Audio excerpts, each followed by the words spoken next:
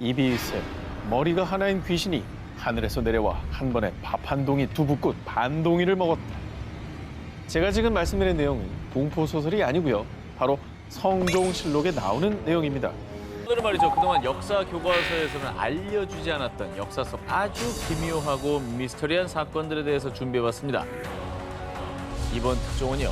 역사 미스터리 그날 19입니다. 그렇습니다. 인류 문명은 각종 기록과 유물 등을 통해서 과거를 증명하고 또 방대한 역사를 쌓아왔는데요. 하지만 아직도 해명되지 않은 미스터리한 사건들이 있습니다. 네, 역사적 사실만을 기록한 조선왕조실록의 충격적인 기록부터 세계의 불가사의한 사건들 그리고 의문의 고대 미스터리까지. 만약에 이 미스터리한 사건의 열쇠를 찾는다면 인류 역사는 새로 쓰일지도 모릅니다. 역사 미스터리 그날 19, 18위 공개합니다. 그 사람의 미스터리한 죽음. 2006년 1월 오스트리아 서부 인스부르크의 한 법의학 연구소 소속인 발터 파르존 박사의 충격적인 발표. 이번에야말로 음악 거장의 미스터리가 풀릴 겁니다. 오스트리아면은 누구예요? 오스트리아면은 단 한 명의 이름이 생각나지 않습니까? 그럼 짤츠부르크라고 해야 되고 그럼 모차르트네. 그죠? 당연히 오스트리아 모차르트죠. 그걸 뭘 질문이라고 합니까? 자, 그 주인공은 바로 두 기자님이 말씀하신 신이 내린 천재 음악가 볼프강 아마데우스 모차르트입니다. 35세의 젊은 나이에 갑작스레 요절한 모차르트는 사후 230년이 지난 지금까지도 명확한 사인이 밝혀지지 않아 죽음에 대한 숱한 미스터리가 남아있는데요. 그런데 성 마르크 공동묘지에서 발굴해 1902년부터 모차르트 연구기관에서 보관하고 있던 모차르트의 두개골을 2004년 발굴된 그의 외할머니와 조카 유골의 DNA와 대조, 이를 통해 모차르트 죽음의 비밀이 풀릴 것으로 예측됐습니다. 검사 결과 어떻게 나왔어요? 검사 결과를 공개하기 전에 모차르트의 죽음에 대한 의혹부터 먼저 짚어보겠습니다. 자, 1791년 모차르트는 사망 직전 갑작스런 고열에 시달리다 2주 만에 급사했는데요. 이후 그의 죽음을 놓고 무려 150여 가지의 의혹이 제기됐습니다. 자, 모차르트 사망에 대한 첫 번째 추측, 라이벌 살리에리의 독살설. 모차르트 사망 이후 러시아 희곡 모차르트와 살리에리에서 모차르트의 재능을 질투한 살리에리가 샴페인잔에 독을 타는 장면이 묘사됐고요. 1984년 영화 아마데우스에서도 해당 내용이 또 한 번 강조되며 독살설을 믿는 이들이 많았는데요. 그러나 사실 소문과 다르게 두 사람은 우호적인 관계였다고 합니다. 자, 모차르트 사망에 대한 두 번째 추측, 수은 중독. 모차르트는 매독을 치료하기 위해 와인에 수은을 넣어 마셨다고 하는데요. 수은에 중독될 경우 의식장애, 경련, 발작, 고열 등을 앓다 수주일 내에 사망할 수 있는데 모차르트의 사망 직전 증세와 비슷했던 거죠. 자, 그러나 이 가설 역시 명확하게 밝혀지지 않은 가설일 뿐. 근데 의혹이 150개면은 그냥 모르는 거 아니에요? 모르는 왜 거죠. 죽은지? 네. 근데 저 정확하게 시대에는 의학이 뭐 지금하고는 맞아. 비교가 안 되니까 사실 어떤 경우로 죽었다 해도 그걸 알기가 쉽지 않을 거예요. 자, 중요한 건 바로 검사 결과겠죠. 대망의 검사 결과. 모차르트의 두개골과 외할머니, 조카 유골의 DNA는 불일치. 그렇죠? 그의 죽음은 여전히 미스터리로 남게 됐습니다. 근데 DNA 결과가 어쨌든 이 미스터리를 밝혀준다고 생각했는데 오히려 또 새로운 미스터리를 남기는 그러니까. 상황이네요. 역사 미스터리 그날 19, 16일을 공개합니다. 가면 속 미스터리한 남자. 한 사람은 왕, 한 사람은 철가면으로 서로 다른 인생을 살게 된 쌍둥이의 운명을 그린 레오나르도 디카프리오 주연의 영화 아이언 마스크. 자, 이 영화는 프랑스의 대문호 알렉산드르 디마의 브라질론 자작을 원작으로 하고 있는데요. 엄청난 소설이죠, 원작 자체가. 네, 네. 철가면의 이제 존재가 굉장히 미스터리했던. 그럼요. 진짜 있을 것 같기도 하고. 네. 자, 그런데 소설과 영화 속에서 가면을 쓴 채 감옥에 갇혔던 철가면은요, 사실 역사에 존재했던 실존 인물이라고 합니다. 아 진짜? 많은 역사학자들에 따르면 철가면은 1669년 수감된 뒤 1703년 바스티유 감옥의 독방에서 사망한 죄수로요.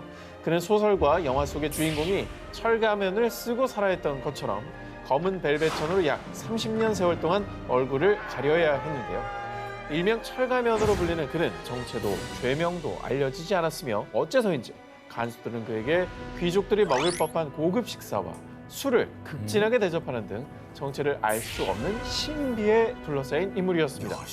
게다가 더욱 미스터리한 것은 그가 사망한 뒤에도 마르시올리라는 가명으로 매장, 그뿐 아니라 그가 감옥에서 사용했던 모든 물건을 불태우고 감옥의 벽까지 모두 긁어내는 등 그의 정체를 두고 의문만 더해갔습니다.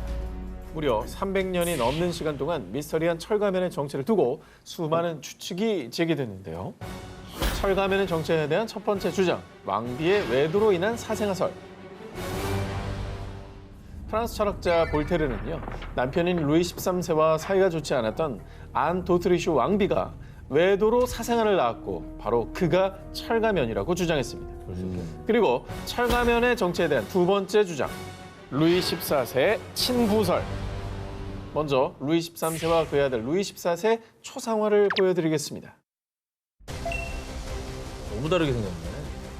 자, 이를 두고도 사람들은 왕비가 외도로 루이 14세를 낳았으며 이 사실을 감추기 위해 루이 14세의 친구를 얼굴을 가려 감옥에 가두었다고 주장. 근데 알 수가 없다. 기록이 안 남아있으니. 아, 근데 프랑스식이나 되는 나라도 기록이 전혀 없나 보네요. 아니, 의도적으로 다 없애버렸지. 기록을 은폐했으면 남아있을 수가 없는 거죠. 야, 일부러. 과연 바스티유 감옥에 갇혔던 철가면의 정체는 누구이고 무엇 때문에 이렇게 베일에 쌓여 있었던 걸까요? 역사 미스터리 그날 19 15위 공개합니다. 죽여도 죽지 않는 자. 치명적인 독을 먹고 수차례 나르는 총살을 맞고도 멀쩡히 살아있는 남자가 있다면 믿으시겠습니까? 얘네 다이아드가 그랬죠. 아이언맨인가요? 이거 다 영화 속 인물. 그러니까 영화 속 인물밖에 안 떠오르는데. 실제로? 실제 인물입니다. 제정 러시아 말기에 막강한 권력을 휘두른 그의 승, 그레고리 라스푸틴입니다. 아. 라스푸틴. 이 사람이 왜 죽어도 죽지 않는다고 하는 거예요? 수도승을 자처했던 라스푸틴은 당시 러시아 황제 니콜라스 2세의 아들인 황태자 알렉세이의 혈우병을 기도로 치료. 이 일을 계기로 황제와 황후의 무한 신임을 받았고요. 제정 러시아 정계의 비선 실세로 떠올랐습니다. 그 뭐 기도로 치료를 했다 이거는 뭐 사실 믿기 힘들고요. 그러니까 우연히 타이밍이 맞았다 타이밍이 정도로 맞는 해석을 거지. 해야 될 텐데. 나을 때도 난 거야. 어. 신비로운 능력으로 제정 러시아를 주무른 라스푸틴. 그러자 그를 견제한 황실 측근들은 라스푸틴을 암살하기로 계획. 1916년 12월 29일 황족 유스포프 공작은 파티를 빌미로 자택에 라스푸틴을 초대했는데요. 그런데 청산가리를 먹었는데 왜 죽질 않는 거야? 라스푸틴이 분명 치사량의 청산가래가 든 케이크를 먹고도 끄떡없이 멀쩡하게 파티를 즐기는 겁니다. 결국 기다리다 지친 유스포프 공작은 라스푸틴을 저격. 총에 맞은 라스푸틴은 쓰러졌는데요. 그런데 말입니다. 죽은 줄 알았던 라스푸틴이 마치 좀비처럼 벌떡 일어나 유스포프 공작을 공격. 저 정도면 죽이려고 하다가 믿게 되겠다. 라스푸틴 느님 이러면서. 제가 의심한 제가 죄인입니다. 저를 죽여주시옵소서. 와, 아니 청산가리도 먹고 벌떡 일어나서 반격하고 이거 뭐 좀비 아닙니까 이 정도면? 아직 놀라시긴 이릅니다. 당시 대기하던 암살 공모자들이 깜짝 놀라 라스푸틴을 향해 수차례 총탄을 발사. 겨우 그를 제압해 강물에 던져버렸는데요. 그런데 더욱 미스터리한 점은요. 사흘 뒤 라스푸틴이 시신으로 발견됐을 당시 그를 꽁꽁 묶었던 밧줄이 풀려 있는 상태였다고 합니다. 저 사람 물에서까지 살아나와가지고 유스포프 찾아갔으면 거의 기절했겠는데. 아, 그건 뭐 맹신이지. 아, 진짜 라스푸틴. 의심한 저를 용서하시옵소서. 느님 이렇게 되는 건가? 야, 이거 너무 무서운데? 청산가리고 총이고 이 사람한테 소용없다는 얘기네. 그런데 말입니다. 미스터리는 이뿐만이 아닙니다. 내가 황제 친척에게 죽임을 당하니 황실은 머지않아 몰락할 겁니다. 실제로 그가 사망한 다음인 1917년 러시아 혁명이 발발, 러시아 황실은 몰락했습니다.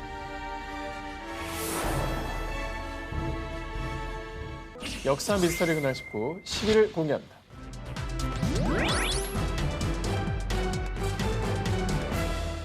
자, 이번 역사 속 미스터리는요. 13세기 고려 시대 몽골군으로부터 나라를 지켜낸 혁혁한 공을 세우고 관직까지 올랐지만 어쩌면 우리는 잘 몰랐던 신비로운 한 인물에 대한 미스터리입니다. 자, 이분의 후손들 사진을 보여드릴게요. 베트남 남북부 문화 탐방? 이게 베트남에서 넘어온 어떤 사람이 공을 세워서 그 후손들인가 보다. 그래서 고향을 찾아간 거예요. 맞나요? 사실 저희 외갓집이 그렇거든요. 어? 저희 외갓집이 화산이 씨인데. 화산이 씨. 예. 자, 지금부터 소개해드릴 역사 속 미스테리한 인물은 바로 화산이 씨의 진짜요? 진짜야? 본인 집안 얘기네. 그걸 몰랐어 어떻게? 몰랐어요. 진짜요? 잘 들으세요. 이게 집안 얘기하는 거예요. 나 진짜 몰랐는데? 아, 이런 게 진짜로. 있었어요? 아, 집안 얘기를 내가 해주고 있잖아요. 자, 화산이 씨의 저런 게 있었네? 중시조였던 화산군 이용상입니다. 그런데 너무나도 놀라운 그의 정체, 그는 사실 고려인이 아니라 베트남인이었습니다. 그것도 베트남 최초의 통일 왕조였던 리 왕조의 왕자 리롱덩이었습니다. 어떻게 보면 고려 시대 1세대 귀화인입니다. 할아버지 얘긴데 보니까. 저희 예, 외가 쪽 할아버지. 와, 신기하다. 나도 신기하다. 나도 잘 몰랐던 들으세요, 얘기인데. 아 근데 많은 분들이 궁금해하실 것 같아요. 네네. 베트남인이 고려까지 와서 어떻게 화산이 씨의 중시조가 되고 또 관직에까지 올랐는지. 그러니까 그 저희 과정. 할아버지는 왜 오신 겁니까? 지금으로부터 약 800년 전 1225년 당시 안남국으로 불렸던 베트남의 쩐 왕조가 왕권을 찬탈하며 리 왕조 일가를 숙청. 리 왕조의 왕자 리롱덩은 가까스로 일행들과 배를 타고 송나라로 향했습니다. 자, 그런데 여기가 도대체 어디란 말이요? 왕자님, 아무래도 저희 고려에 온 것 같습니다. 고려 황해도 옹진반도 지역에 도착한 겁니다. 아, 그래서 저희 외가가 황해도인가요? 어머! 황해도요? 저희 외할아버지, 외할머니가 사리원이랑 해준가 그래요. 이재형은 별명이 베트남 왕자입니다. 그래요? 네, 진짜오? 진짜오. 이 형이 쌀국수 좋아하는 이유가 있었는데. 나 쌀국수 좋아. 쌀국수 좋아하잖아. 맨날 쌀국수 먹자 그러고. 그리고 리롱덩 일행이 외국인임에도 고려인들에게 배척당하지 않았던 미스테리는 당시 고려의 상황을 이해하면 쉽게 풀립니다.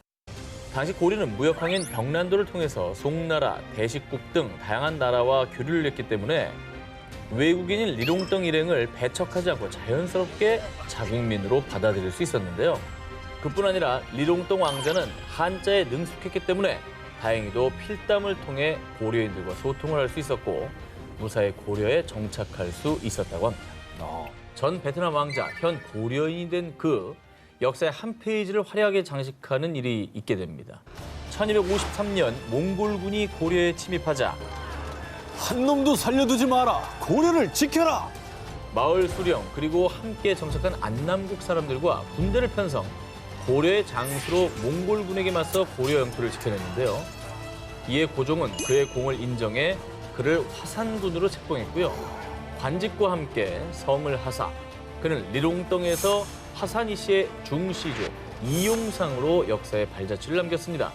그리고 파란만장한 역사를 지나 약 800년 뒤 1995년 화산이 씨들의 베트남 방문을 시작으로 2018년에도 응웬 부뚜 주한 베트남 대사가 경북 영주시의 화산이 씨 집성촌 등을 방문하는 등 이용상의 후손들은 베트남과 한국으로 가며 교류하고 있습니다. 역사 미스터리 그날 19, 8일을 공개합니다. 조선판 셜록의 미스터리 사건 일지. 자, 이번 특종의 주인공은 수령이 지켜야 할 지침을 담은 목민심서를 쓴 실학자이자 세계문화유산인 수원 화성을 건설하기 위해 거중기를 구안해낸 과학자로 여러 방면에서 활약한 다산 정약용 선생입니다. 그런데 조선 최고의 실학자였던 그가 일명 조선판 셜록으로 범죄 수사에도 탁월한 능력을 갖추고 있었다는 사실 알고 계셨습니까? 범죄 수사요? 순조 1년 천주교 신자라는 이유로 의금부에 체포된 뒤 유배 생활을 하게 된 정약용. 그는 18년의 유배 중 무려 500여 권의 저서를 남겼습니다. 그 중에서도 억울한 죄인을 없애기 위해 쓴 형법서 흠음신서는요. 수백 년이 지난 지금까지도 법조인들의 필독서로 손꼽히고 있습니다. 자, 그런데 말입니다. 이 흠음신서 속에 아주 미스테리한 사건이 담겨 있습니다. 때는 1814년 12월 전라도 나주. 서로를 꼭 끌어안은 한 남녀가 온몸이 불에 탄 상태로 발견됐습니다. 당시 초검을 시행한 나주 관아에서는 한동안 비어있던 방에 갑자기 불을 떼면서 연기가 발생. 두 사람이 질식한 상태에서 불이 소못에 옮겨 붙었다며. 그러니까 이 질식과 화재로 인한 사고사다. 땅땅땅 결론 내렸습니다. 그런데 이 판결에 의문을 제기한 사람이 있었으니 조선판 셜록 정약용이었습니다. 이게 근데 괜히 그러셨을 것 같지는 않고 당연하죠. 뭔가 이상하다 이렇게 본 거죠. 난 이 사건을 인체 자연 발화 사건이라고 이름 짓겠네. 인체 자연 발화? 그렇습니다. 먼저 정약용은 구두를 덮일 때 일어나는 연기는 독이 없기 때문에 질식사할 수 없다고 주장. 그리고 조사 좀 제대로 하라고. 헐에 올려놓은 발은 멀쩡한데 몸과 다리가 불탔잖소.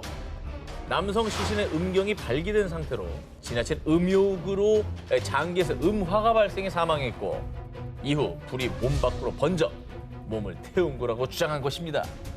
근데 이 현상을 보고 조선시대의 인체 발화를 생각했다는 게 그게 진짜 대단한 거죠. 근데 굉장히 인체 발화 사건이 형법소의 흑문신서에 기록돼 있다는 것도 정말 신기하고 결국은 굉장히 미스터리한 사건인데 야 이게 진실이 뭐였을까요? 역사 미스터리 그날 19 7일 공개합니다. 삼천궁녀 의자왕의 진실은? 두 기자님은 의자왕 하면 어떤 이미지가 떠오르시나요? 뭐 백제 마지막 왕 삼천궁녀죠 뭐. 호색한. 호색한 같은 게 많이 떠오르죠. 뭐 정치는 뒷전이고 술에 빠졌다, 비겁하게 항복해서 백제를 멸망에 일으켰다, 무능하다, 폭군이다. 그리고 대표적으로 낙화암에 몸을 던진 삼천궁녀를 떠올리실 텐데요. 맞아요. 오죽하면 이제 한국을 빛낸 100명의 위인들 그 노래 삼천궁녀 의자왕 삼천궁녀 의자왕. 와. 둘 다 음이 이상해서 못 알아듣겠어요. 어쨌든 자 그렇다면 당나라에서 유교의 성인인 증자의 빗대에 동방의 해동증자라고 칭하며 직접 전장에 나가 신라의 성 약 40채를 함락시킨 정복군주. 왠지 같은 사람이지 않을까. 맞습니다. 우리에게는 부정적인 이미지로만 기억되는 역사 속 의자왕의 미스터리와 진실을 지금부터 파헤쳐 보겠습니다. 먼저 의자왕의 첫 번째 미스터리. 낙화암과 삼천궁녀는 사실일까요? 주색에 빠져서 나라를 망하게 했다. 이게 제일 큰 욕이잖아요. 근데 의자왕이 딱 그렇게 돼 있어요. 기록을 좀 찾아봤어요. 삼국사기에도 궁녀 얘기는 없어요, 아예. 그럼 삼국유사에도 그냥 몇몇이 낭떠러지에 떨어져서 죽었다. 그런 정도의 얘기만 얼핏 나오지. 없어요, 연원이 어딘지가. 이제 문서에 나온 기록으로서는 소설이 있는데 거기에 이제 삼천궁녀 얘기가 이제 그 전에 돌던 얘기를 소설에 반영을 했겠지. 저 위에서 뛰어내리면 3,000명 못 뛰어내린다. 그렇지. 자 그리고 의자왕의 두 번째 미스터리. 의자왕이 나당연합군에게 항복해서 백제가 멸망했다.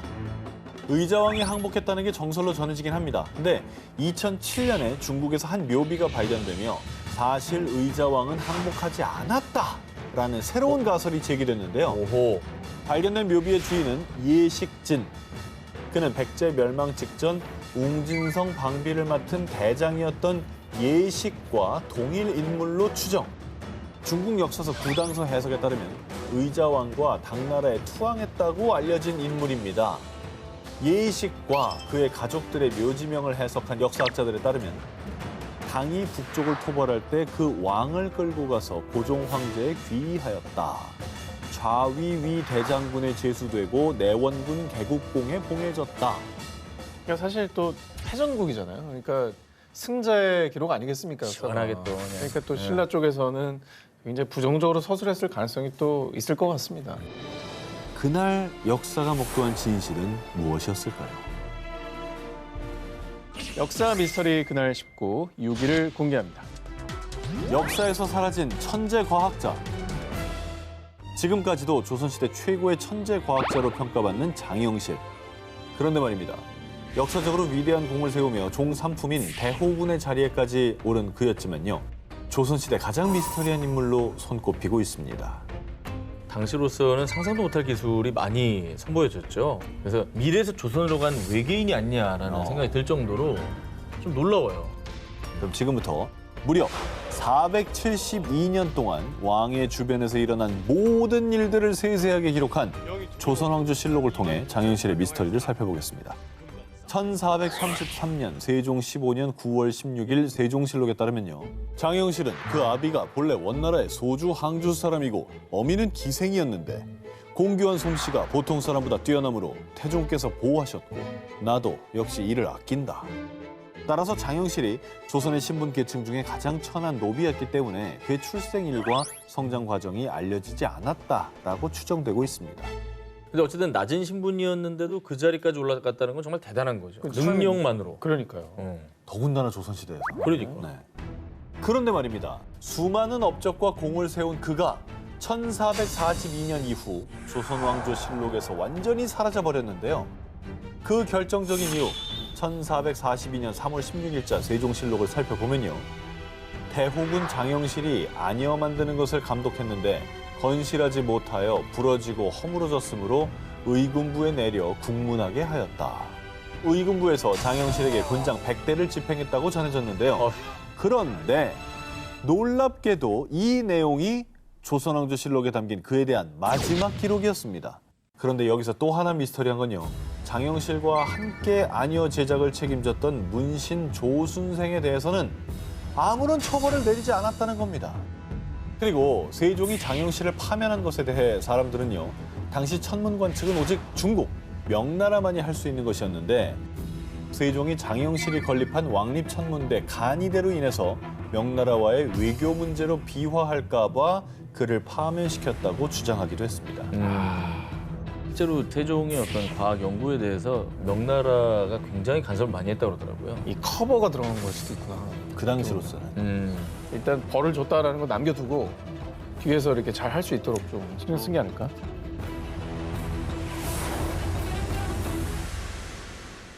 역사 미스터리 그날 19 4위 공개합니다. 조선시대를 떨게 만든 모모. 이비일세, 머리가 하나인 귀신이 하늘에서 내려와 한 번에 밥 한 동이 두부꽃 반 동이를 먹었다. 제가 지금 말씀드린 내용은 공포소설이 아니고요.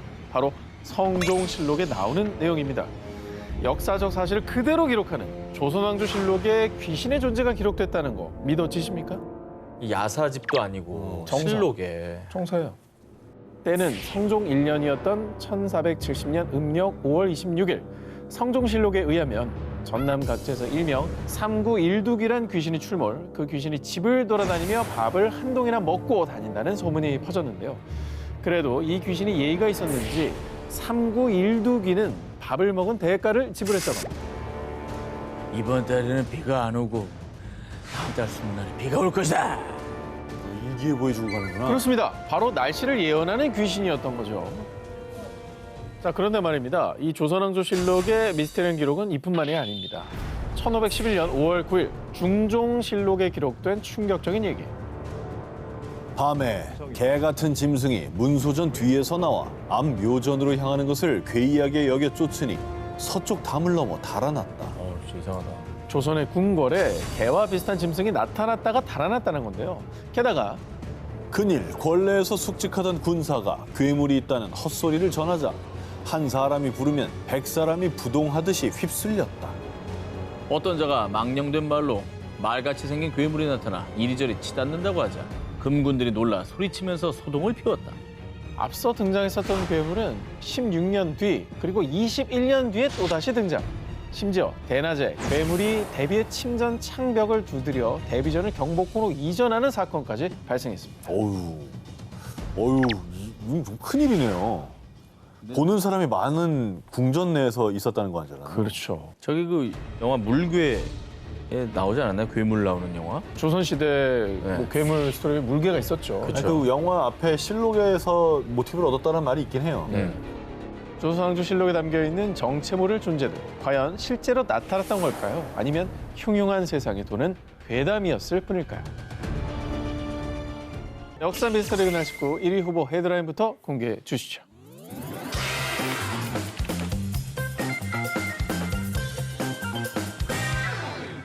지난 1월 국내에서 전해진 소식. 조선 숙종 때 공신들의 충성 맹세 기록을 담은 왕실 최대 규모 문서 20공신 회맹 축이 보물에서 국보로 승격됩니다. 20공신 회맹축은 1680년 8월 30일 임금과 역대 공신들 그리고 그들의 자손이 함께 지내는 제사 회맹제를 기념하기 위해 제작된 문서입니다. 그런데 말입니다. 회맹제외 권율과 원균의 후손들은 참석했지만 충무공 이순신의 후손들이 초대받지 못한 것이 미스터리입니다. 한 역사 연구원이 의문을 제기한 겁니다. 이순신 장군의 후손들이 못 왔다는 거예요? 에이, 근데 초대받았는데 사정이 있었겠죠.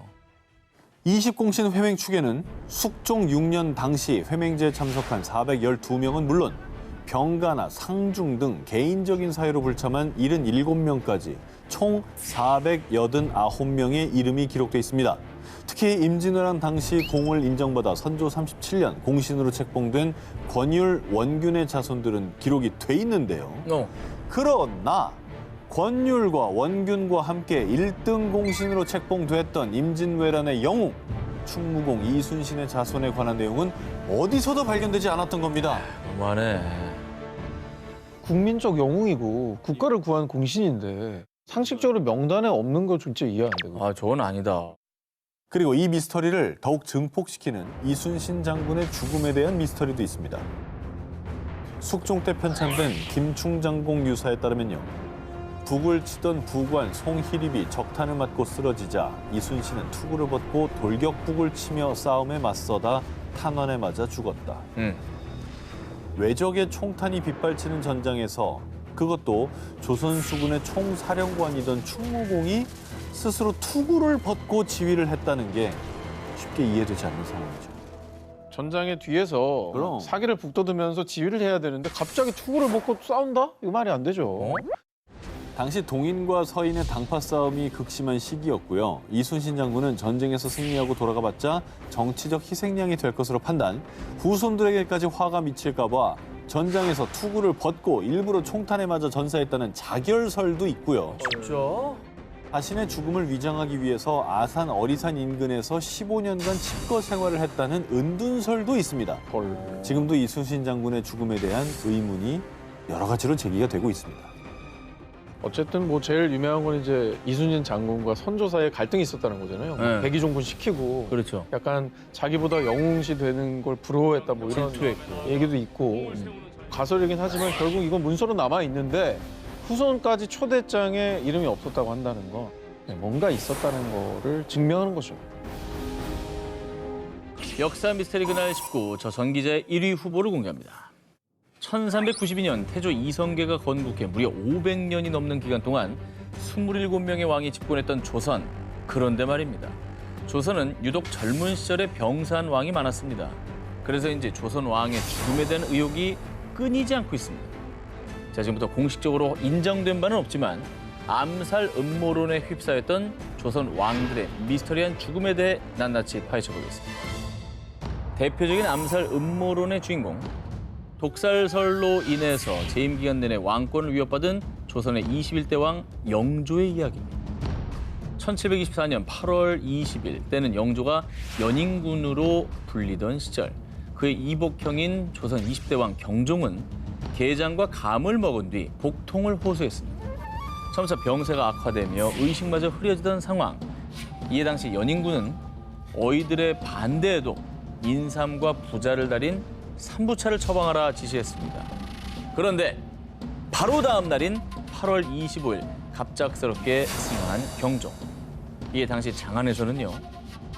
혹시 그 궁합이 안 좋은 게장과 감을 올린 것도 연인군의 소행 아니야? 연인군이 경종을 제거하기 위해서 상극인 게장과 감을 올려서 배탈을 유발했다는 소문이 확산, 경종 독살설이 제기됐습니다. 심지어 1728년 영조 4년엔 경종 독살설 등의 이유로 이인좌의 난이 발발, 이후 전국적인 대규모 반란으로 이어지기까지 했습니다. 영조는 주기 초부터 무려 30년 이상 선왕을 독살한 왕이라는 꼬리표를 달고 살아야 했습니다. 야, 그래서 저기 영화 사도 보면 그 영조를 연기했던 송강호 씨가 그 얘기를 하잖아요. 니들 또 그 얘기냐? 내가 아니라고 그러지 않냐? 이게 계속 그 얘기를 하는 거예요. 경종 독살설에 대해서. 이게 왕세자가 아니라 왕세제였잖아요. 그렇죠. 그러니까 더 오해를 사였던 것 같아요. 자, 다음은 역대 조선 왕 중에 가장 강력한 독살설이 제기된 왕 고종입니다. 1919년 1월 21일 덕수궁에서 사망한 고종의 사인은 뇌내출혈 혹은 심장마비로 인한 자연사로 발표. 하지만 건강했던 고종이 하루아침에 승하하자 이를 고지고대로 믿는 이는 아무도 없었습니다. 그리고 이를 목격한 친일파 윤치호의 일기에도 독살로 의심되는 정황이 기록되어 있습니다. 건강하던 고종 황제가 나인이 올린 식혜를 마신 후 심한 경련을 일으키다 세상을 떠났다. 게다가 고종의 치아가 모두 빠져 있었으며 목 부위에서부터 복부까지 30cm가량의 검은 줄이 길게 나 있었고 고종 승하 직후 2명의 궁녀가 의문사했다고 합니다. 아니 그 원래 근데 왕한테 뭐 올릴 때는 그 기미상궁이 다 음식 맛보게 돼 있는 거 아니었어요? 그렇죠, 그렇죠. 그럼 기미상궁이 먼저 죽었거나 기미상궁이 범인인가? 저기 혼자 다른 녹화하지 마시고 여기 좀 참여해 주세요. 혼잣말 자꾸 하지 마세요. 실제로 일본이 사주한 고종 독살설이 대두되자 일본은 고종의 사인이 자연사라 주장하며 해명했지만 의혹은 가라앉지 않았고요. 이는 3.1운동으로까지 이어지기도 했습니다. 조선 왕조 암살 미스터리, 과연 어떤 비밀이 숨겨져 있을까요? 자, 오늘의 데스크 한국사 강사 라영환님을 영상으로 만나보겠습니다. 안녕하세요. 안녕하세요. 네, 안녕하세요. 자, 오늘 저희 기사에 대한 총평 부탁드립니다. 잘 알려진 인물들의 알려지지 않은 역사 이야기. 드러난 역사 이면의 실상을 파헤치고요. 여러분들의 역사적 식견을 한층 더 업그레이드 시킬 수 있는 아주 참신한 소재였다고 평가하고 싶습니다.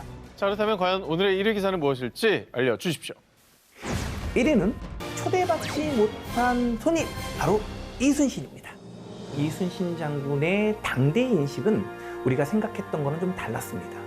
아마 그 회맹제에 그 자손들이 참석하지 못했던 것만으로 봐서도 이순신 장군에 대한 평가가 조금 더 폄하되지 않았을까 생각이 듭니다. 하지만 그 위상은 결국 시간이 지나면 지날수록 더욱더 그 진가가 발휘됐다는 점에서 저는 1위에 바로 이 주제를 선정했습니다. 네, 오늘 프리한 데스크 라영환님 고맙습니다. 고맙습니다. 예! 당신만 모르는 한국사 제3탄 3.1운동편 특종을 준비했습니다.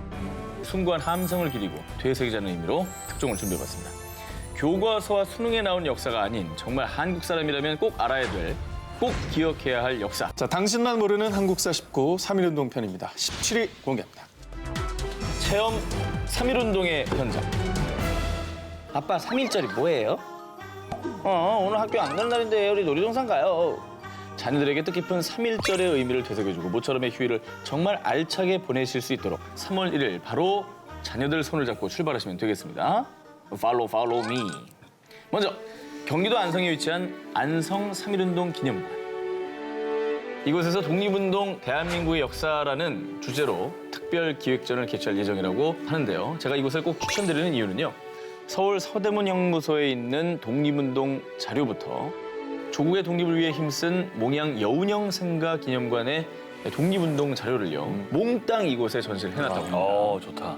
또 충남 아산에서 활동한 독립운동가 김정중이 3.1운동 당시 직접 만들고 사용했던 실제 태극기와 일제시대 형을 선고받은 독립운동가들의 이름이 기록된 범죄 인명부를 볼 수 있다고 합니다. 자, 전시를 통해서 역사적인 그날을 눈으로 보고 느끼셨다면 직접 역사 속 그날 현장에 뛰어들 수도 있는 곳이 있습니다. 3월 1일 서울 강북구 우이동에 위치한 봉황각에 가시면 되겠습니다. 봉황각은 1912년 의암 손병희 선생이 일본에 빼앗긴 주권을 되찾기 위해 건립했는데요. 3월 1일에 이곳에 가시면요. 그야말로 Back to the 1919. 전국 방방곡곡에서 태극기를 휘날리며 대한독립만세 함성을 외쳤던 그날의 감동을 직접 역사 속의 1인이 돼서 재현해 보실 수가 있습니다. 또 민족 대표 33인이 발표한 독립선언서를 직접 한지에 인수해보는 체험도 하실 수가 있는데요. 자녀들이 직접 체험해보는 것만큼 좋은 교육이 또 어디 있겠습니까? 자, 그리고 마지막입니다. 울릉도 동남쪽 백길 따라 200리 외로운 섬 하나 새들의 고향. 이 독도에서 애국심을 고취시켜보시면 어떨까 하는 생각입니다. 독도 체험관입니다. 독도는 아니고요. 독도는 가셔야죠. 네네. 경상북도에 있는 게 아니고요. 네. 서울 서대문구에 있습니다. 가깝잖아요. 여기서 뭐 10분이면 갑니다. 네네. 네. 김부식의 삼국사기에 기록된 독도 등 우리 땅임을 정확히 알 수 있는 역사 체험관부터 식물, 곤충을 볼 수 있는 생태 전시관도 있습니다. 이곳의 빅 하이라이트는요, 4D 영상관입니다. 이런 게 있어야 또 애기들이 갑니다. 4D 영상관. 볼 게 있으니까. 그럼요. 독도의 아름다운 경관부터 해저, 지형, 생태계를 정말 생생하게 느낄 수 있는 곳이니까요. 꼭 체험해 보시기 바랍니다. 또 셀카를 찍어서 내 얼굴이 들어간 나만의 독도 신문을 만들 수 있는 체험도 있고요. 재밌겠다. 재밌죠? SNS에 올려야 됩니다. 초등학생 친구들한테 그야말로 인기 짱이죠. 그리고 무엇보다 중요한 포인트는요. 이 모든 것을 체험하고 또 공짜라는 겁니다. 무료예요. 무료. 올 3월 1일은 가족들 모두 그리고 커플들 모두 독립운동의 의미를 되새기며 정말 의미 있는 시간을 보내셨으면 좋겠습니다. 이상 전 가이드였습니다. 3월 1일 이제 내일인데 데이트 잡으세요 이쪽으로. 결혼도 앞두고. 소영 누님 밑에 이제 계시는 부하거든요. 3일 운동에도 이런 얘기까지 굳이 할 필요 없잖아요. 절대 전원 밑에서 좋은 일. 예. 계시죠. 당신만 김소영 만세. 진짜 하는 게 하나. 하나 했다 김소영 정말. 만세. 당신만 모르는 한국사 19 3일 운동편 14위 발표합니다. 대한독립 만세를 외친 논계의 후예들. 1919년 4월 1일 전국이 3.1운동의 함성으로 울려 퍼지던 그날 황해도 해주에서는 여인들의 함성이 힘차게 울려 퍼지고 있었습니다. 김월희, 문월선, 김해중월, 문형희, 옥채주 바로 5명의 기생결사대였습니다. 먼저 이들은요. 만세운동의 시일을 4월 1일로 정했는데요. 하지만 안타깝게도 민족 대표 33인이 지은 독립선언서를 손에 넣을 길이 없자 독립선언서를 짓기로 결심합니다.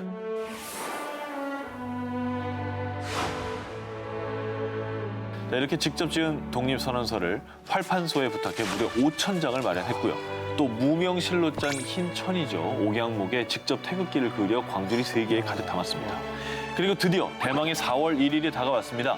오랜 시간 끝에 자신들만의 독립운동을 준비한 5명의 기생결사들을 포함한 해주 기생들은요. 태극기를 흔들며 대한독립 만세를 외치기 시작했습니다.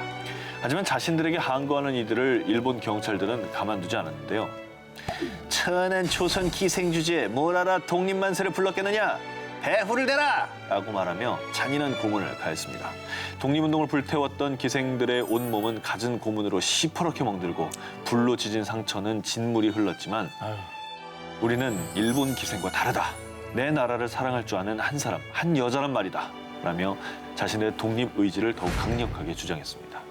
어느 한 계층을 가리지 않고 국권을 빼앗긴 사회 구성원으로서 기생들의 숭고한 희생 정신을 꼭 기억해야겠습니다. 당신만 모르는 한국사 19 3.1운동편 이제 13위입니다. 3.1운동의 주역 모모꾼. 시위 횟수 1,542회. 참가 인원 약 202만 명. 각계각층 전국 각지에서 진행됐던 3.1운동. 그런데 어떻게 3.1운동은 주요 도시뿐 아니라 우리나라 구석구석의 농촌으로까지 확산될 수 있었던 걸까요? 그 비결은 바로 만세! 만세! 바로 쉴 새 없이 만세를 외쳤던 만세꾼들입니다. 3.1운동 당시 등장했던 신조어인 이 만세꾼은요. 보통은 이제 무리를 지어서 이 마을 저 마을 돌아다니며 만세운동을 이끌었던 사람들을 부르는 말이었어요. 이 만세운동이 장터를 중심으로 일어났던 경우가 많았기 때문에 이들은 주로 행상 차림을 한 채 장날을 쫓아다니며 만세운동을 이끌었다고 합니다. 그럼 이렇게 자신들의 생계까지 뿌리치고 원거리의 만세운동 현장까지 달려가 만세꾼들이 한 일이 무엇이었느냐. 일단 한 마을에 만세운동이 일어나기 전에 전단지를 돌리며 만세운동이 열릴 것이라는 사실을 널리 홍보했습니다. 시위가 열리는 날에는 미리 만들어 놓은 태극기를 사람들에게 나눠줘서 사람들이 태극기를 흔들며 시위에 참여할 수 있도록 했죠. 그리고 현장에 많은 사람들이 모였을 때 만세! 만세! 하고 우렁찬 목소리로 만세를 선창하는 것도 이들의 몫이었습니다. 바로 이들 덕분에 특정한 지도부의 조직이 없던 3.1운동이 전국적으로 확산될 수 있었던 겁니다. 현재 이들의 이름이나 구체적인 업적은 비록 남아있지가 않지만요. 많이 다시 한번 대한민국 국민의 한 사람으로서 이분들께 정말 고개 숙여 감사의 마음을 전하고 싶습니다. 10일입니다. 우리가 기억해야 할 독립운동가. 건국 훈장을 받은 사람이 무려 9명이 넘는 그야말로 민족 독립을 향한 열정으로 똘똘 뭉쳐 있었던 이 가족. 유관순 열사의 가족들입니다. 1919년 3월 5일 남대문에서 열린 독립만세운동에 참여했던 유관순. 당시 그녀와 같이 이화학당에 다니며 독립만세운동에 참여했던 사촌 언니 유예도도 함께 귀향을 했죠.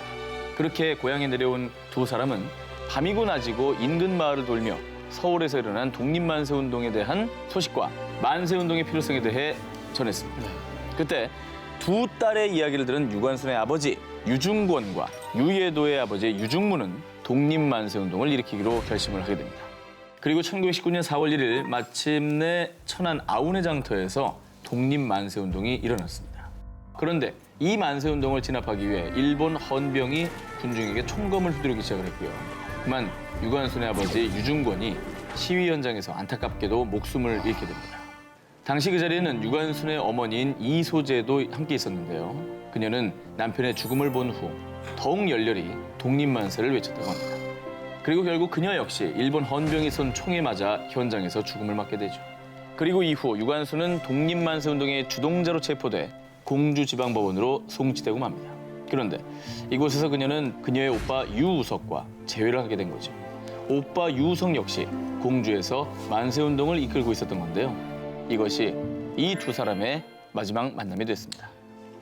이처럼 조국의 독립을 위해 목숨을 아끼지 않고 투쟁했던 유관순 열사의 가족들. 올해 3.1절에는 유관순 열사와 더불어 유관순 열사의 가족들도 함께 기억이 됐으면 좋겠습니다.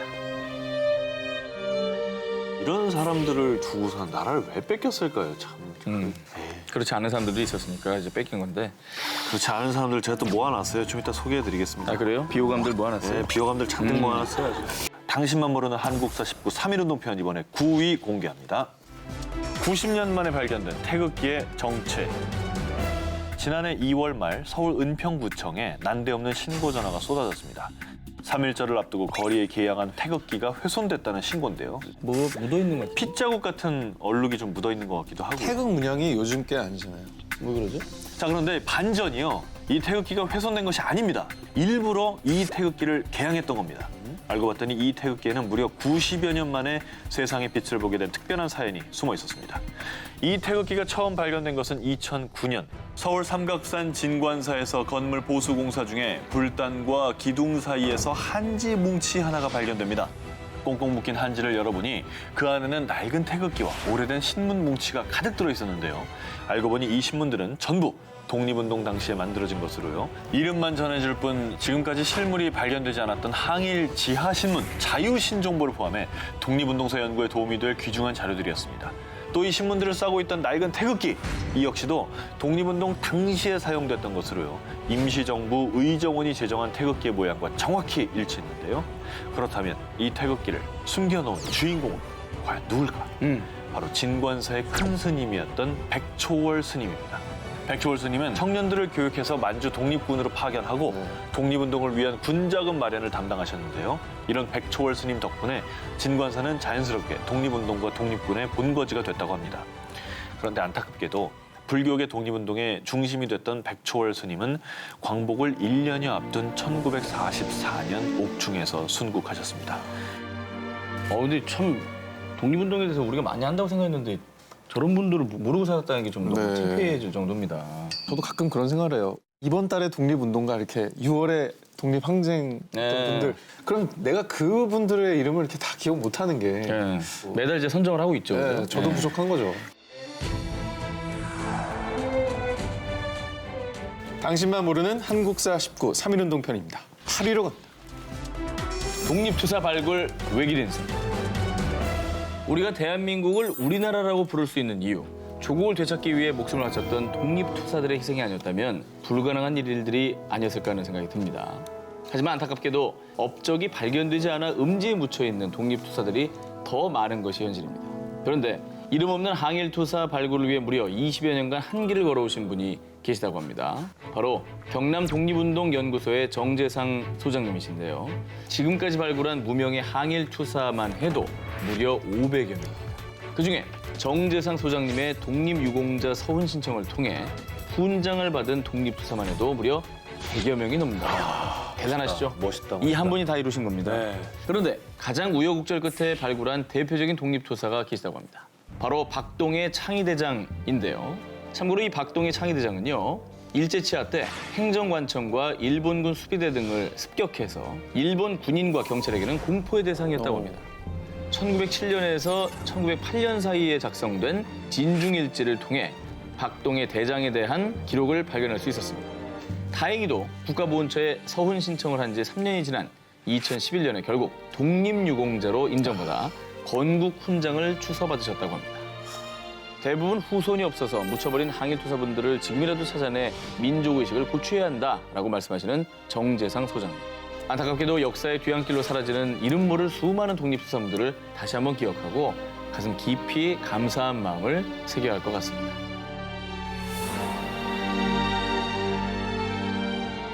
자, 당신만 모르는 한국사 19 3.1운동편 이제 7위입니다. 아리랑과 한글을 사랑한 푸른 혼. 자, 일제강점기 때 이 아리랑은 독립군의 독립투쟁가이자 3.1운동 현장에서 서로를 이어주는 민족의 노래였는데요. 2015년 입에서 입으로 전해지던 우리 민요 아리랑을 서양식 오선지에 최초로 기록한 악보가 발견이 됐습니다.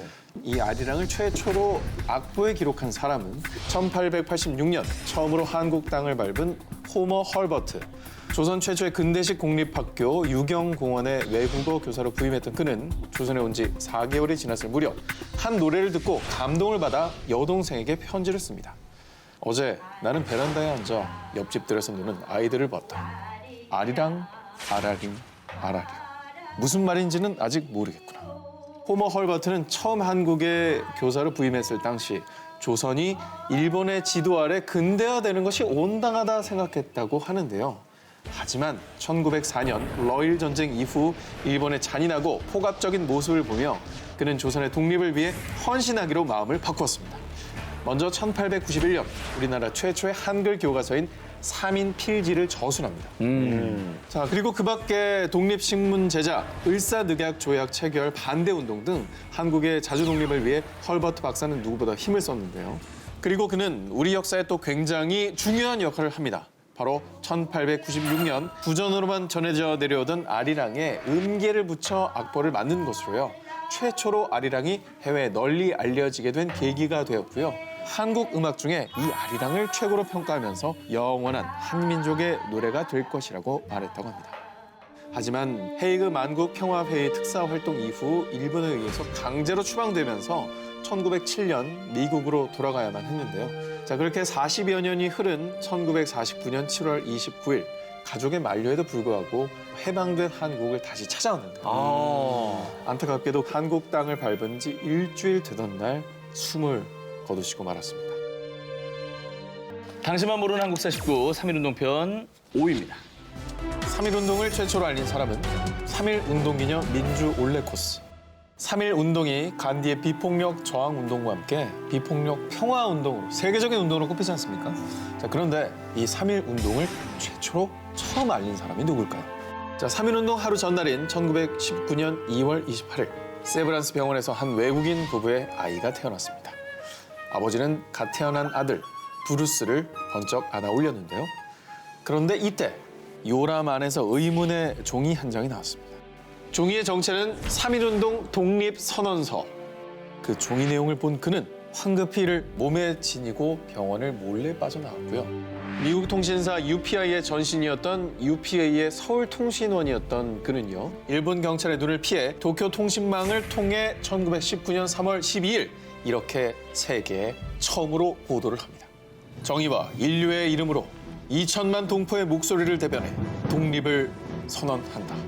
자, 역사적인 그날 3.1운동을 전 세계에 처음으로 타전한 그의 이름은 바로 앨버트 테일러였는데 조선인들의 독립 열망에 큰 힘이 되고자 했던 그는 일본 군경이 제암리의 기독교 천도교인 30여 명을 잔혹하게 살해한 이 제암리 학살 사건도요. 고발 기사로 처음 보도해 일제의 잔혹한 만행을 세상에 알렸을 뿐만 아니라요.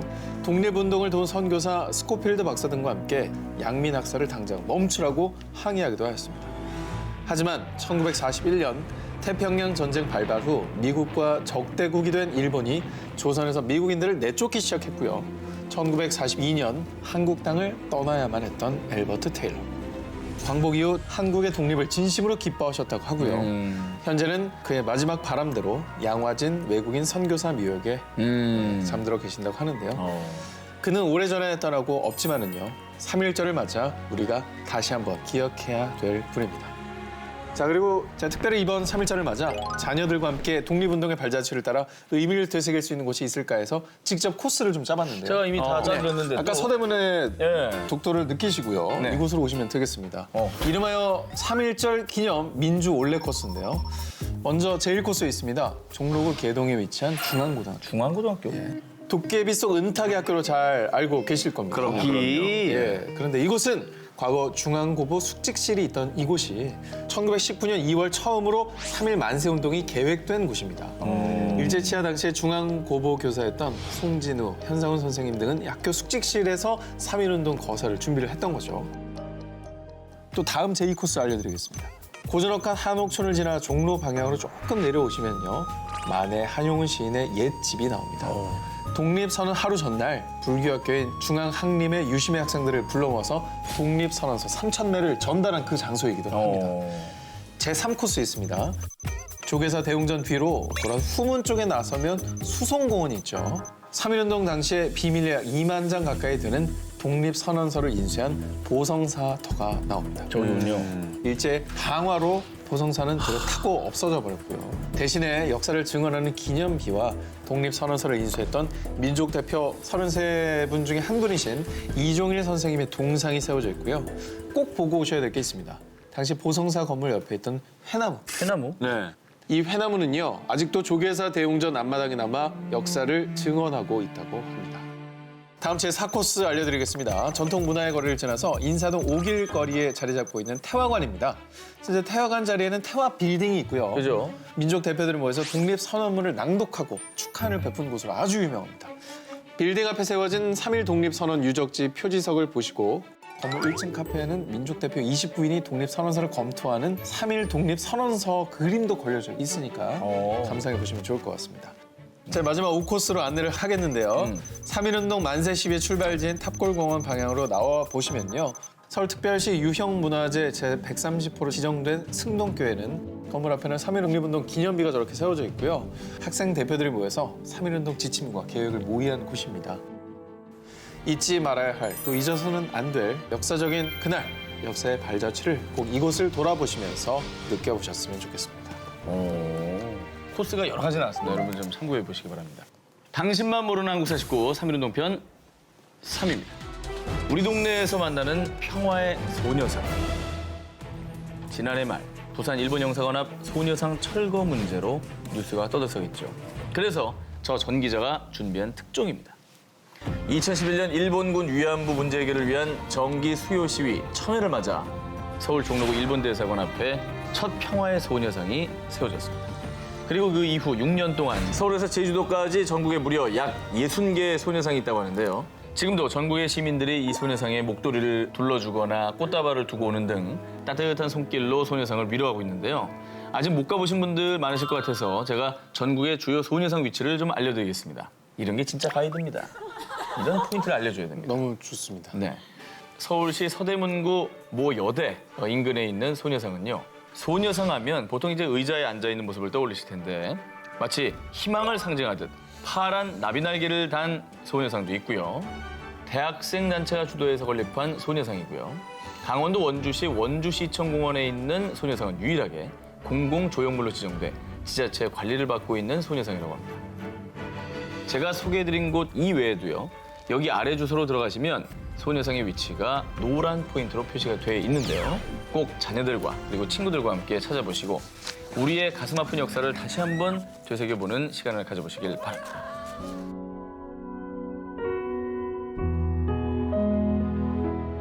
자, 이제 몇 개 남았나요? 저는 이제 하나 남았습니다. 저도 하나고요. 네, 다 하나씩 남았네요. 좋습니다. 당신만 모르는 한국사 19, 3.1운동 편이죠. 2위를 공격. 하루에도 수없이 많은 인파가 스쳐 지나가는 서울역 광장. 그곳에 한 손에 폭탄을 든 채 비장함 가득한 얼굴로 우리를 바라보고 있는 이분. 나 못 봤어. 와, 저기 있었어? 독립운동가 강우규 의사입니다. 성함은 알아요, 성함은. 깜짝 놀라지 않나요? 저 자리에 동상이 있었나 싶죠? 나 진짜 못 봤어. 1919년 국내 3.1운동이 일어났다는 소식을 들은 후 북만주 길림성 요하현에서 자신이 세운 광동학교 학생들과 한인 동포들을 모아서 독립 만세 운동을 이끌었던 강우규 의사. 그러던 중 블라디보스톡에서 대한국민 노인 동맹단이 결성되자 요하현의 지부장을 맡아 활동하게 됐습니다. 그러다 그해 5월 서울에 파견돼 활동 중이던 노인 동맹단의 일원들이 일본 경찰에 체포됐고 이에 분개한 강우규 의사는 한 가지 결심을 합니다. 바로 새로 임명되는 사이토 마코토 총독을 본인이 직접 처단하겠다는 것입니다. 그리고 마침내 9월 2일 당시에 남대문역, 현재 서울역의 이름이 그 당시에 남대문역이었습니다. 그리고 환영 행사를 마치고 관저로 떠나는 사이토 마코토의 마차를 향해 있는 힘껏 폭탄을 던졌는데요. 하지만 사이토 마코토 총독은 마차를 타고 황급히 그 자리를 탈출해 목숨을 부지할 수 있었고요. 의거 직후 일경의 눈을 피해 거사 장소를 빠져나온 강우규 의사는 재거사를 계획합니다. 그러나 불행히도 9월 17일 체포됐고요. 결국 사형을 선고받아 1920년 11월 29일 서대문 형무소에서 생을 마감하게 됩니다. 저 서울역 앞을 그렇게 다니면서도 한 번도 평생을 몰랐다는 반성을 거는 정말 많이 했어요. 너무 창피합니다, 지금 사실. 오늘 참 그런 일이 많네요. 예.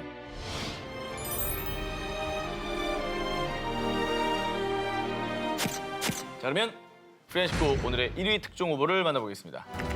일본, 조선을 가지고 놀다. 일출신문 조선 쌍육. 역사를 잊은 민족에게 미래는 없다. 자, 일제가 조선을 강제 병합한 뒤 1911년 1월 1일 처음 맞이한 새해에 일본의 교토 히노대 신문에서 신년 부록으로 발행한 한 게임판이 있습니다. 자, 우리가 흔히 하는 수정 구슬, 블루 마블링 같은 보드 게임과 비슷한 그런 게임. 콜롬비아오 나오는 거예요. 네. 그런데 주로 일본의 어린 아이들이 가지고 놀았다고 예상되는 이 게임 내용이 정말 심상치가 않습니다. 땅 따먹기나 벌칙을 주는 단순한 놀이가 아니고요. 조선을 침략하고 수탈하는 것을 가르치는 그런 극악무도한 게임이었습니다. 제가 과거 일본의 치밀하고도 악랄했던 모습을 엿볼 수 있는 이 게임판을 직접 이 자리에 갖고 나왔습니다. 그래요? 예. 어떤 식으로 하는 거야? 보시죠. 일출신문 조선 쌍육. 여기서 쌍육은 주사위 두 개를 뜻하는 말입니다. 쌍욕이 나옵니다. 예. 자, 총 21칸이고요. 이 안에 정말 이 내용이 분노를 자아내는 내용이 많은데요. 신라의 공선, 신라 시대 때부터 조공을 바치던 나라다. 이게 비하적인 내용이 담겨져 있고요. 뿌리 깊은 식민사관이 깔려 있는 거죠. 일단 한번 참아볼게요. 네, 또 이 그림 정말 화가 납니다. 뭐죠? 전과를 과시하기 위해서 만든 귀 무덤인 건데요. 이총이죠, 이총. 네, 승리했다는 어떤 또 기념으로 완전이라네요, 진짜. 삼은 그림을 그러니까 떡하니 이렇게 자랑스럽게 여기 박아 놓은 겁니다. 그리고 왼쪽 그림 중에 긴 담뱃대를 들고 있는 그림이 있습니다. 그리고 또 우측에는 술을 먹어서 해롱해롱거리는 사람들, 비효율적으로 사는 사람들, 내지는 술을 먹고 정신없이 사는 사람이 조선 사람인 것처럼 이미지 세탁을 하는 거죠. 문명국의 선진적인 일본에 비해서 조선인들은 야만적이고 뒤떨어지는 내용으로 대비되는 모습을 아이들에게 이미지로 각인을 시켜준 겁니다. 그리고 정말 충격적인 건 최종 승리 코스가 일본에 병합하는 문서를 읽는 이 그때 당시에는 조선 총독부 총독의 모습을 그려놨습니다. 결국엔 이 모든 것을 거쳐서 조선을 강제 병합했다는 자랑스러운 내용이 그리고 우길승천기와 함께 그려진 내용이 만세라는 내용으로 꼴 지점에다 적혀 있는 겁니다. 일출신문 조선 쌍육은 일본인들 특히 어렸을 때부터 아이들에게 조선 침략의 당위성을 자연스럽게 받아들이도록 세뇌하는 도구로 쓰였다고 충분히 볼 수가 있는 겁니다. 게다가 대외 침략의 정당성을 거부감 없이 받아들이도록 교육한 셈이라고 또 볼 수도 있는 건데요. 다시는 이런 놀이판 같은 것을 만들어서 정말 왜곡된 시각을 주입하는 일은 단호하게 없어야 될 것이라고 주장을 하고 싶습니다. 오늘 녹화 끝나고 같이 불 태우죠. 네. 자, 여러분들 분을 사귀시고요. 이제 1위 후보 하나 더 남았죠. 네. 후보라고 말은 붙여줍니다. 네, 알겠습니다. 3.1운동은 헌법에도 명시돼 있을 만큼 대한민국의 근간이 되는 중요한 사건입니다. 그럼 과연 대체 일본은 이 3.1운동에 대해 학생들에게 어떻게 가르치고 있을까? 대체 일본은 이 3.1운동에 대해 학생들에게 어떻게 가르치고 있을까? 제가 일본 교과서를 공부했습니다. 그게 일본 교과서예요? 그렇습니다. 4종 정도 준비하셨습니다. 네, 많이 준비했죠. 자, 먼저 약 51%로 가장 높은 채택률을 가진 도쿄서의 역사 교과서 새로운 사회 역사에는요. 일본의 식민지 지배 아래 놓였던 조선에서는 1919년 3월 1일 독립을 지향하는 지식인과 학생 등이 경성에서 일본으로부터의 독립을 선언하는 글을 발표하고 사람들은 독립만세를 외치고 시위를 벌였습니다. 이에 자극을 받은 독립운동은 단기간에 조선반도 전체에 퍼졌습니다. 조선총독부는 무력으로 이러한 움직임을 진압했습니다라고 정말 너무나도 간략하게 기록해 3.1운동을 탄압했던 일본의 무자비한 행태를 감추고 축소하려는 의도를 엿볼 수가 있었습니다. 자, 그다음에 대표적으로 우익 성향 교과서죠. 이쿠오의 출판사에서 나온 중학사회, 새로운 일본의 역사에서는요. 조선에서도 일본으로부터의 독립만세를 외치는 대규모의 데모 행진이 서울에서 일어나 전국으로 확대되었습니다. 조선총독부는 군대의 힘으로 진압했지만 이후 무력으로 억압하는 통치 방법을 고쳤습니다라고 기재가 돼 있습니다. 자, 이는 일본이 초창기에만 식민 무력 통치를 행하고 이후에 억압 통치를 가하지 않은 것처럼 역사를 왜곡시키고 있는 것이죠. 참고로 이 출판사에서 펴낸 역사 교과서는 2015년부터 오사카시에서 일괄적으로 교과서를 채택하면서 2016년부터 2019년까지 4년 동안 오사카시의 중학생 7만 6천여 명이 우익 성향의 역사 교과서로 공부를 하게 됐다고 합니다. 참고로 현재 일본 고등학교에서는요, 세계사는 필수 과목, 일본사는 선택 과목으로 정하고 있습니다. 이거 재밌네요. 현재 일본 학생들이 배우고 있는 교과서 내용이 수정되지 않는다면 올바른 역사 교육을 받지 못할 가능성이 높을 텐데요. 역사를 잊은 민족에게 미래는 없습니다. 그리고 역사를 숨기고 부정하는 민족도 미래가 없습니다. 국민의 대다수가 모르는 독도를 자기네 땅에서 우기고 우리나라 사람 중에 독도 모르는 사람이 어디 있습니까? 근데 독도는 진짜 너무 명확한 게 이름에서부터 되게 명확해요. 왜냐면 그 독도를 일본 사람들이 다케시마라고 부르잖아요. 죽도라 부르죠. 죽도. 그게 이제 대나무 죽자를 써서 다케시마라고 하는 건데 독도는 대나무가 없어요. 근데 왜 그렇게 불렀냐? 독도라는 우리말을 음차를 하다 보니 다케시마라고 하는 거거든요. 그냥 이름에서 너무 명확한 거예요. 어우, 이거 돌섬에 무슨 대나무가 제일 있어요? 멋있어 보이는 순간. 예. 이야. 재채기처럼 숨겨지지가 않았어. 간만에 감기 한번 걸렸네. 간만에 감기 한번 걸렸어. 그래, 말 자체가 어감이 그렇죠. 그러니까요. 이름에서 어폐가 그냥 있네요. 끝났다니까요. 죽도가 뭐예요? 죽도가. 죽도로 때리고 싶더라고요. 또는 이제 검도할 때는 쓰라고 그러세요. 네. 오늘의 데스크 라영환 한국사 강사님을 모시고 1위 발표를 듣겠습니다. 예, 안녕하세요.